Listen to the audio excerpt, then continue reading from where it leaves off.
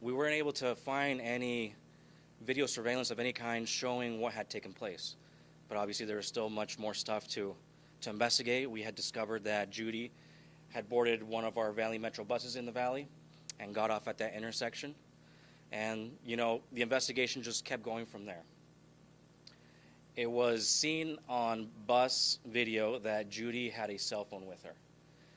She had a cell phone with her when she was getting off the bus, and after she was transported to the hospital and the scene was completely gone through, the cell phone was nowhere to be found. So it was after extensive detective work and investigating that we were able to obtain cell phone data records, and those are the ones we used to locate where that cell phone went after this incident. It was determined that the cell phone was moving in a westward direction into a nearby neighborhood, and that's obviously what provided our detectives with a lot more investigative leads and hints and clues as to where to continue this investigation. As they began conducting surveillance in the area and looking for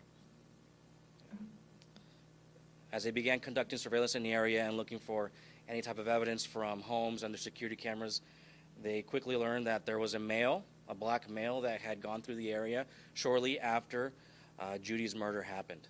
That male has since been identified as 27-year-old James Marshawn Christopher Weekly.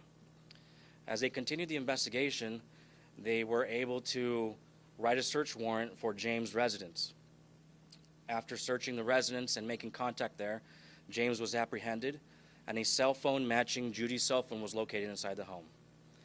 Not to mention the same exact clothing that he was seen wearing in the bus, that's the same bus that Judy was in, and in security camera videos was also discovered.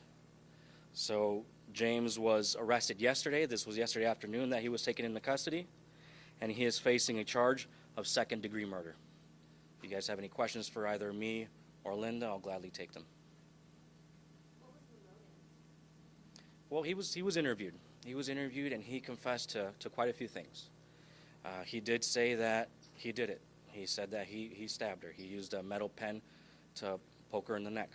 And it's unfortunate, but it's difficult to understand what the motive was. He allegedly, and this is in court records that you guys will have access to, he said that she was probably suffering some sort of medical episode. He tried to see if she was okay. She swatted away his hand, and that's when he proceeded to assault her or injure her. Is there any credibility to the medical episode part? Not that we've been able to determine. Obviously, because he did mention that, we would look into that. But at this moment, no.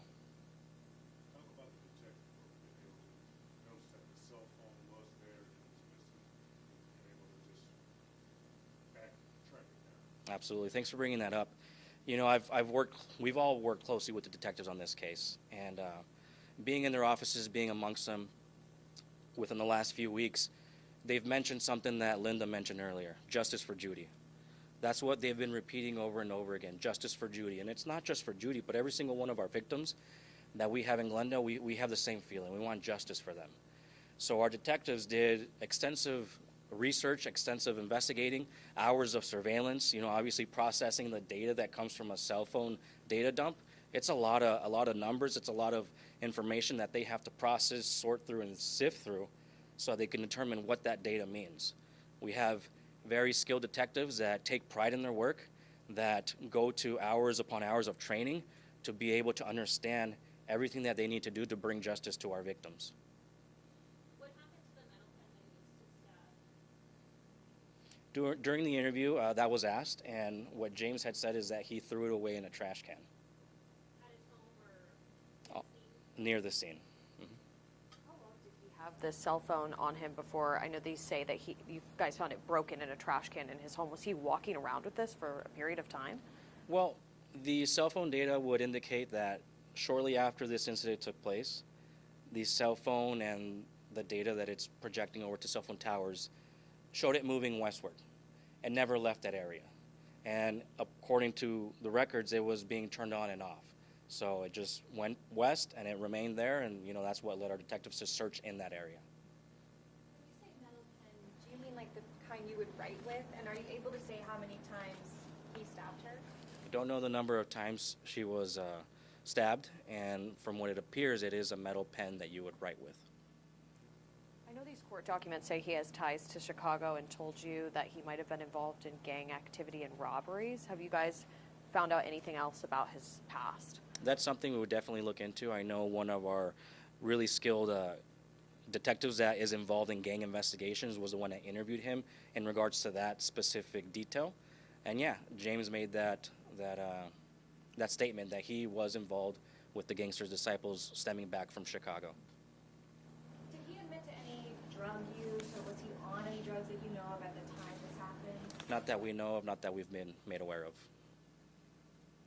Linda, if you're comfortable, I know you spoke about it at the last press conference, but would you mind telling us a little bit more about your sister and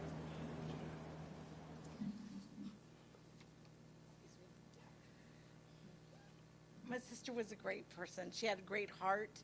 She was of service always. She was kind.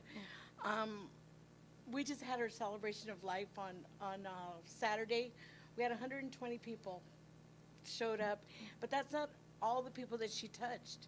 She touched her apartment complex where she lived, and she touched a lot of hearts. It's amazing to me how many hearts she didn't care if they were homeless, on drugs. She always made sure that they had something to eat. One of her what is it called? Her neighbors, excuse me, she told us, she says, Judy snuck in a couple ladies, homeless ladies, let them take a shower, fed them, and then they left. Because, I mean, what does a shower do for the homeless? Makes a big, big difference for people. And what she did, she made a big difference. She touched these people. Thank you. does this arrest feel like closure for your family? Yes, my mom feels elated that they found justice for a senseless murder, because it was senseless. My sister, I don't know what he thinks he was trying to help her. He had intentions. He knew what he was going to do. But that's just my personal opinion. Please, that's just my personal opinion. So, anybody else? What do you mean by that when you say he had? Because my sister wasn't on drugs. She wasn't drinking. And he said that he wanted to help her. What did he say exactly he wanted to help? Yeah. He said that to her after. No, he just touched her. He touched her, and my sister took her hand off because she was by herself late at night. She was defending herself. Do you know anything more about the conversation? No, I can't tell you. I don't know. That's something is going to go with my sister. She's the one that had that conversation, not me. I'm just assuming. Yeah. Walking home that night, or She was going to get the 83rd bus to go to my mom on 83rd and Monroe. That's where we live, where we grew up, on 83rd and Monroe. So she was going to go over there, and then the next day they were going to have a surprise party for one of my cousins, and that's when we found out. As this moves to the next stage, I'm assuming that you guys are all going to continue to show up for your sister. Oh, most definitely. Yeah, she'll never be forgotten. She's gone, but she'll never be forgotten. She's always here, and we have some great memories. Great. So, anybody else? Thank you for your time. Appreciate it. Thank you guys also for all of the coverage that you guys have supplied for this case. It was the help from the media that really helped us get a lot of useful information that our detectives were able to use. We can't stress enough the good detective work that our detectives did here. This was a lot of manpower. This was a lot of hours of work. As you know, we've been dealing with a lot here in Glendale, and our detectives never lost sight on what they were doing for this family, and they really wanted closure, and they are so proud that they were able to get closure for this family the way they did. Once again, thank you for your time today and the coverage.